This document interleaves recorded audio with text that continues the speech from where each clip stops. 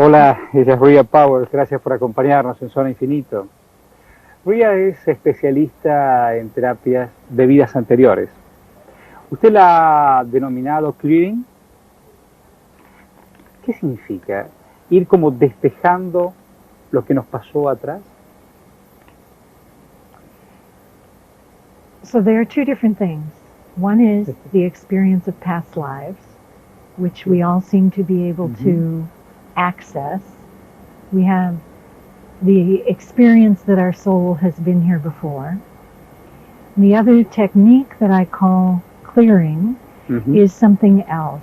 That is when we are attached to the dead or the dead are attached to us. But that is a different experience than our own soul having lived before. ¿Usted cree realmente en las vidas anteriores? ¿Existen vidas anteriores? I've had so much proof of that in my years as a past life therapist that personally I have no doubt. But it doesn't matter if you believe it or not. What is important is that the experience lives inside of us and can be accessed and can affect the present. Cuando uno pretende tener acceso a lo pasado, uno puede registrar la voz interior. ¿Hay voces interiores de vidas pasadas?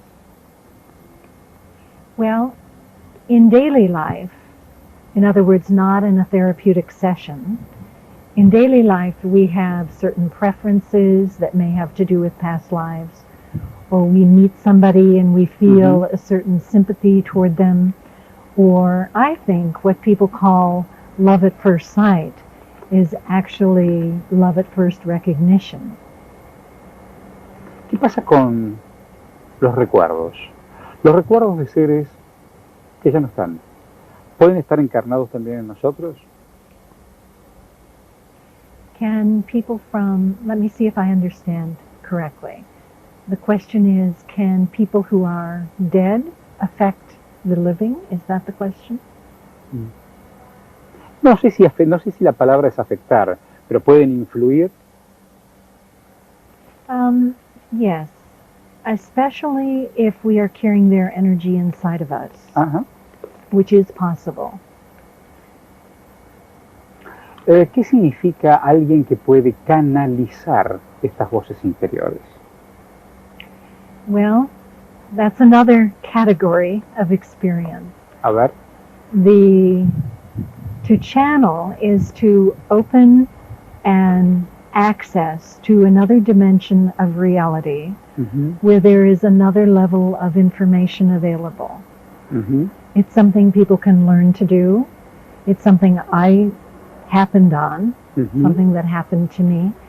And when you are in that state of consciousness, you have information available that just sitting here talking to you, for instance, I wouldn't have available in my ordinary state of consciousness.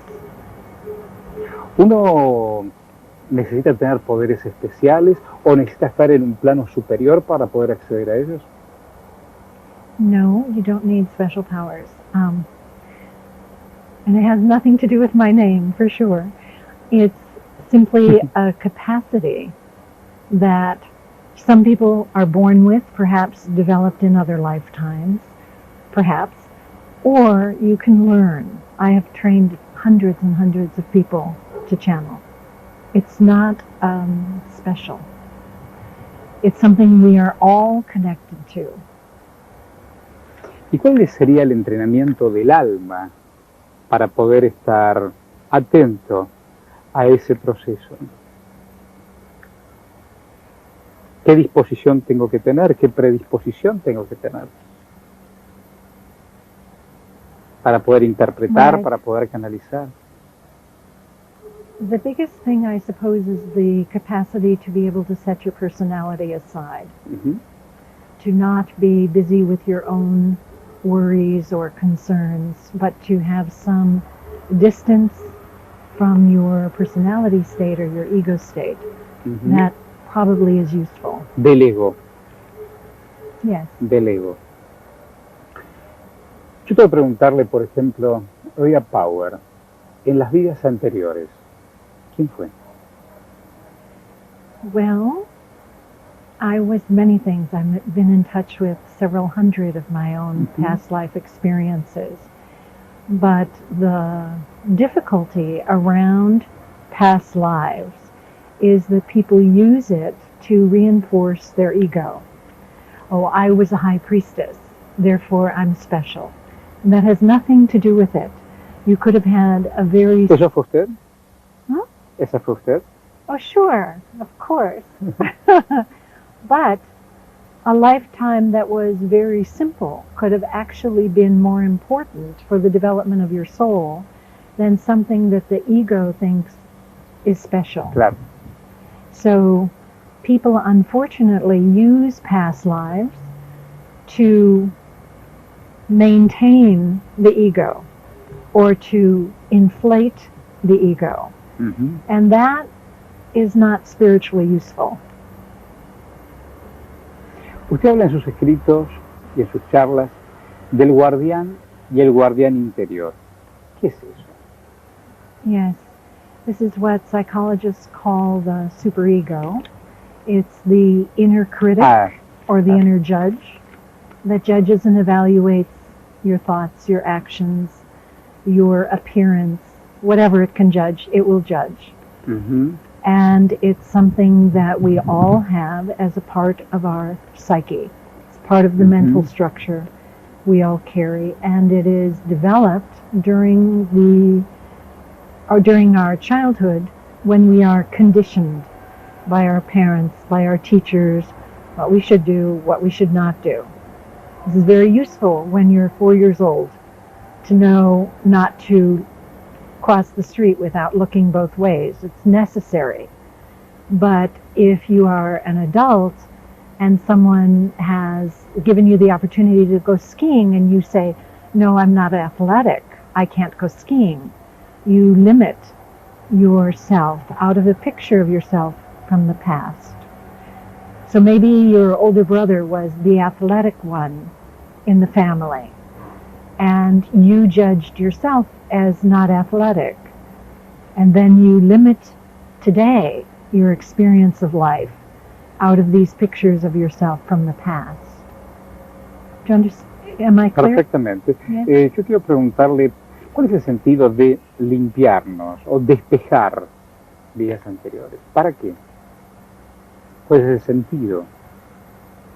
Porque yo tengo que recurrir a este cleaning. ¿Para qué tengo que hacerlo? ¿Puedo ser más feliz de esa manera? What will make you happier is coming home to your true self. Past life experiences can help that because it gives you a little distance from the story. If you had all these other stories of all these other past lives, then this life is also just a story.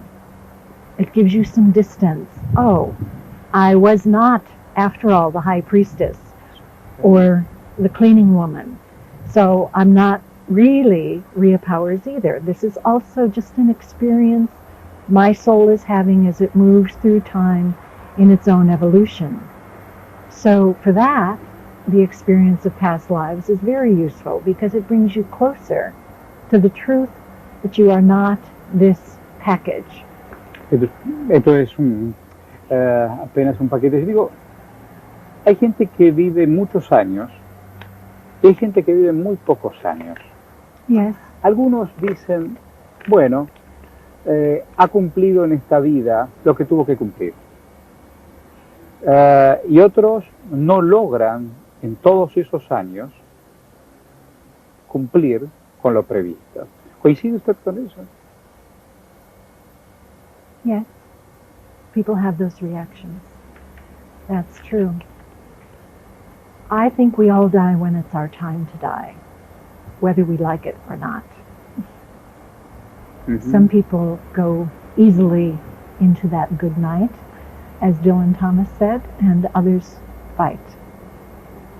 But probably they fought other things in their life as well. ¿Qué significa despertar el ser real?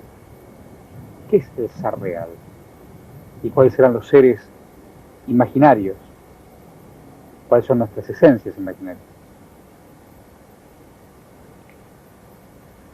We all have a false self, a shell that we develop during our childhood. And we think that we are our history, our story, our education, our background, our race, our sex, our nationality. We think that somehow we're a package of all these elements. Actually, we are being, we are spirit, we are completely the same, made of the same consciousness, and all of these little identities are the ego, the false self. They also cause pain because they are a contraction. I am this, I am not that, when in fact we are everything. Usted habla de que no somos circunstancia, que no somos historia, que no somos biografía. Pero yo tengo que preguntarle, el espíritu, ¿de qué está armado y qué son o cuáles son los factores que lo condicionan? Porque si yo no soy mi lugar, mi familia, mi historia personal, mi espíritu, ¿en qué consiste? ¿De qué manera está armado? Well, I guess the closest we could come would be to say consciousness, awareness, being. But I understand that underneath your question, there is the obvious truth that our history makes an impact on our soul. So if you would imagine... Claro. Yes. So if you imagine a meadow in the spring with new little grass coming up in the sun, very fragile, and a person walks across the meadow once. Qué lindo paisaje. Mm-hmm. Yes. But what happens to the grass? A person walks across, the grass gets bent, the sun comes, the rain comes, slowly the grass comes back.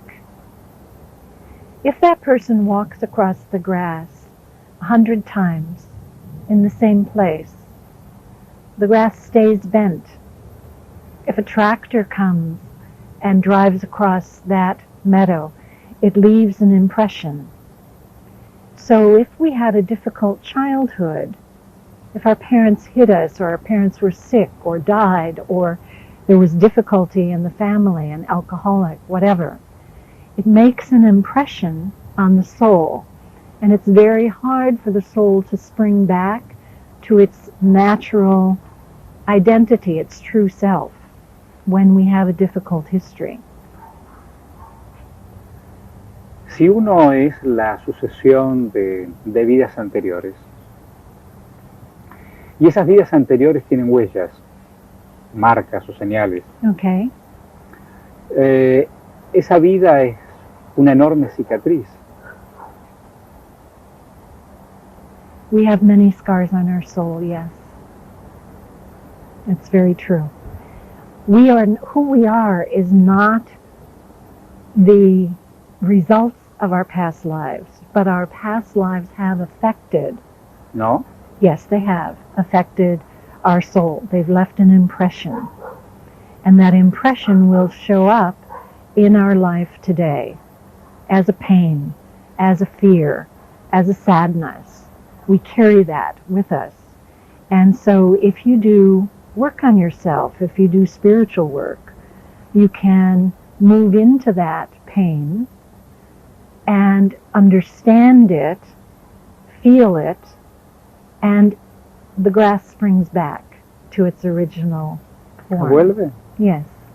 Because it's ultimately not who we are. Who we are is being, and that cannot be damaged.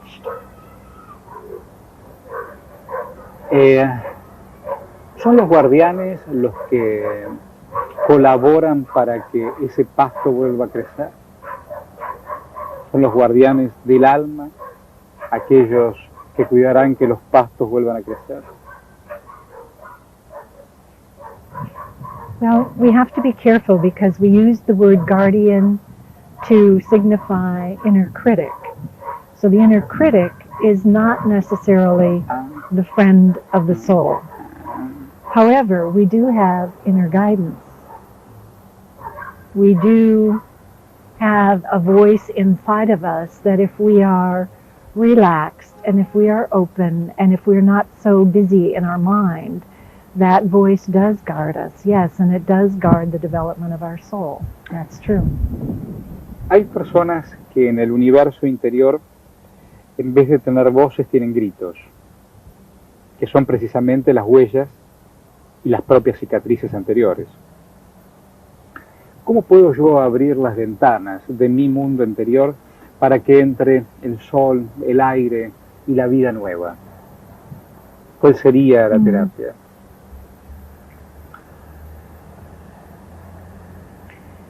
Well, there's no general answer to that question. No hay una regla general. Yes. In general, I would say the traditional meditation, whether it's a movement meditation or a sitting meditation, working with a teacher, someone you trust, is very useful, can be a useful guide on the path, an outer guide. Therapy is sometimes necessary. If the screams are too loud inside, then therapy is very useful as a step towards spiritual awareness. So there are many things happening in Buenos Aires, as far as I understand. Teachers who come, teachers who live here, who offer work for people. That's useful. Mostly, if I were to make a suggestion to people, I would say, follow your heart. Go where you feel pulled.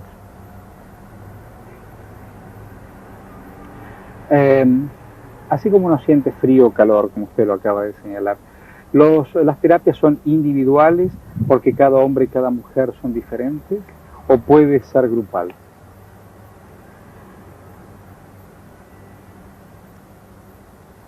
Porque cada corazón y cada alma y cada energía es individual, singular. Yes, it's a paradox. We're all unique, A ver. and we're all the same. So some things are universal for all of us, and some things require specific attention.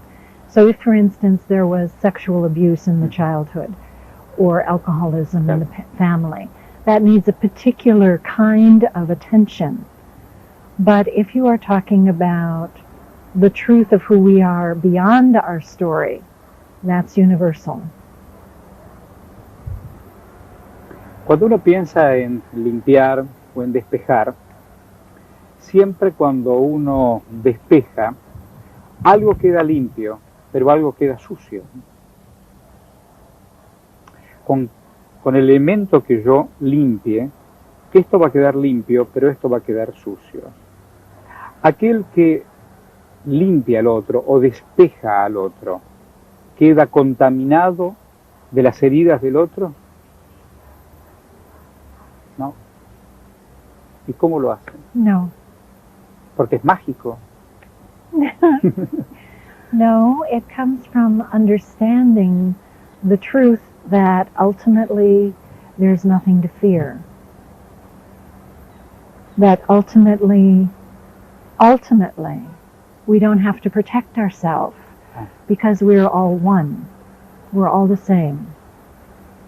So I'm not saying step in front of a truck. Iguales pero diferentes. Iguales pero diferentes. Yes, we're certainly different. Estoy pensando, porque en las terapias tradicionales, en el psicoanálisis, Mr. Freud después va a su psicoanalista, Mr. Alton Freud, para que le pueda resolver su tema. Algún sacerdote, después de escuchar que alguien se confiesa, también va a buscar a otro sacerdote para contarle qué le pasó. En esto de ser terapeuta de almas, ¿usted a dónde va? I have teachers. I have my own teachers. I'm a student of the Ridwan School in America, which is founded by Hamida Almas. And I have an individual teacher in the school, and that I think it's important that you always have a teacher, even if you are a teacher. ¿La vida enseña? ¿La vida es maestra en sí misma? Of course, always. And I have a 2-year-old granddaughter who teaches me a great deal. La fórmula es vivir, entonces. Yeah. Yeah. Lo mejor para usted, Rhea. Lo mejor para usted. Thank you very much. Thank you for being here.